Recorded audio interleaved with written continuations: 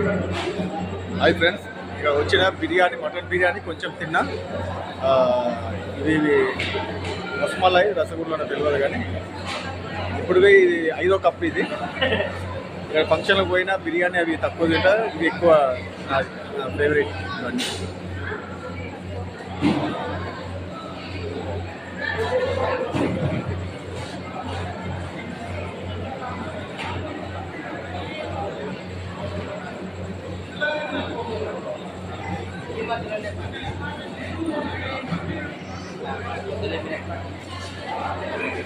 చిట్టిబాబన్న,